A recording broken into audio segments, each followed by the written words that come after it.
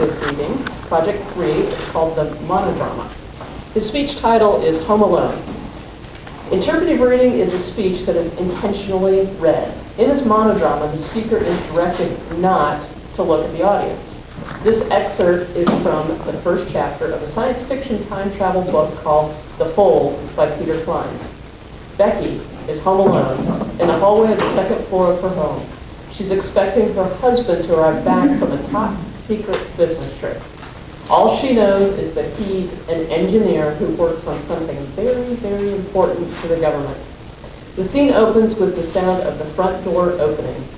For maximum impact, some of you may want to close your eyes until you hear the words, "Who are you?" Please welcome Wilfred. Thank you. Thank you very much.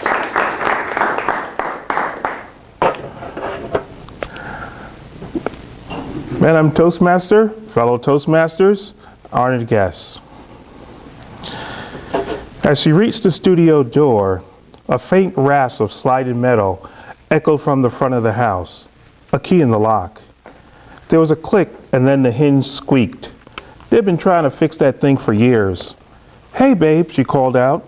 "How was your flight?" She took a few steps toward the hall, then decided to take the back staircase. It was closer. And she'd probably meet him in the kitchen. Something tickled her brain as her foot hit the first step, the lack of something. The usual chain of sound she heard when Ben got home had been broken.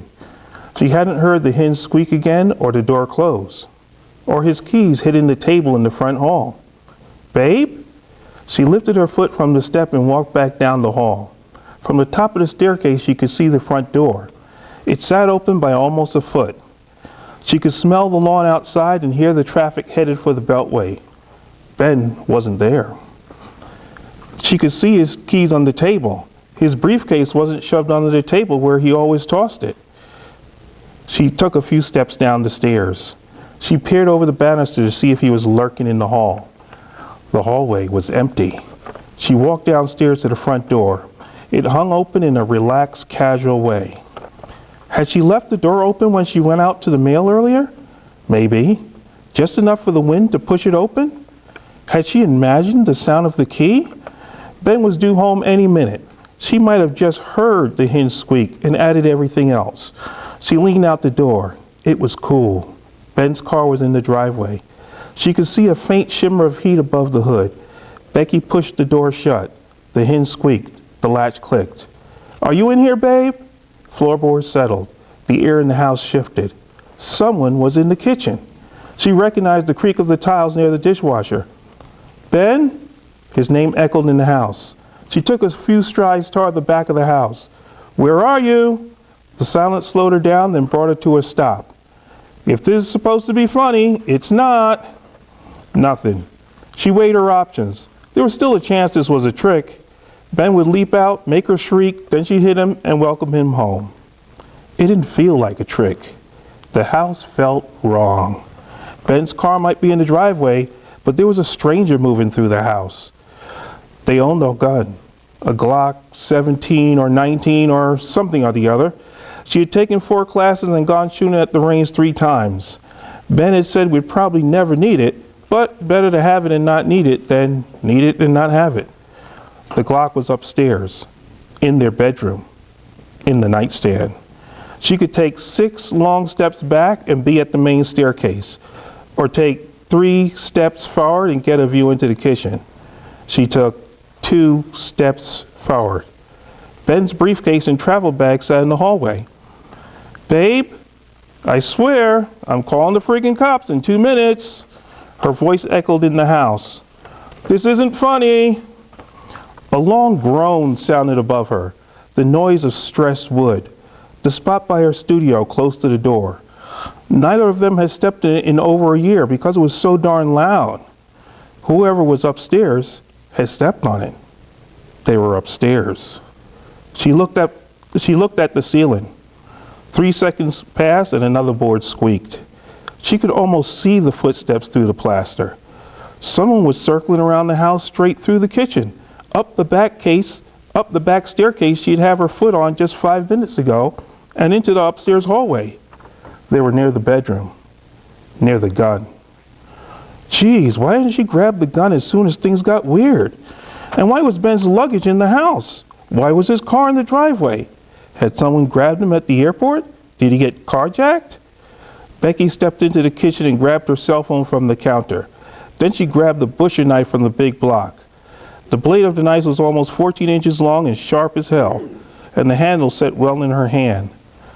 She slid her fingers over the phone screen and tapped 911. She held off pressing call. There was still a chance this was some stupid plan to get a scream or laugh or sex or something, but he sure as hell wasn't getting any off of this, and it wasn't his sort of thing. She circled through the living room. It had thick carpet, almost silent to walk across.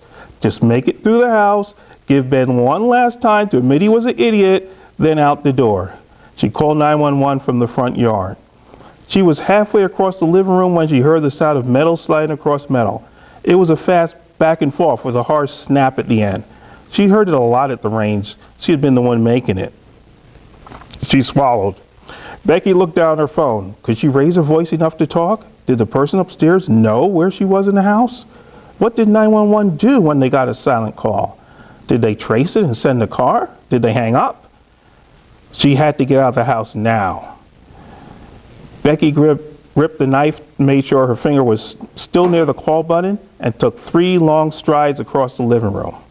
The carpet absorbed her footsteps, but she heard the fabric of her jeans and the air move around her.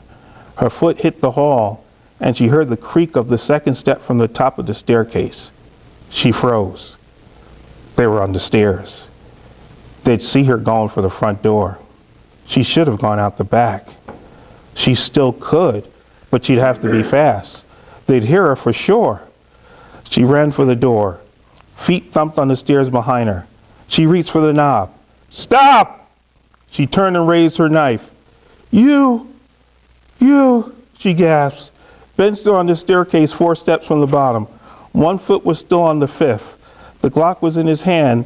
The barrel pointed her direction. He clutched his own phone in his other hand. Put the knife down. Becky's shoulders slumped and she tossed the knife on the table. It slid to a stop where his keys usually landed. You scared the piss out of me, you jerk. I thought someone was in the house. He lowered himself to the next step. The pistol rose up. She could see enough of the muzzle to tell it was aimed at her. I've called the police, he hissed. They're on the line right now. She glanced past him up the staircase. Then her eyes went back to the gun. Had they both been playing tag with an intruder? Okay, she said, calm down and point that somewhere else. Ben stared at her and came down 2 more steps. The pistol didn't waver. His wide eyes looked past the front door into the living room. Where is she?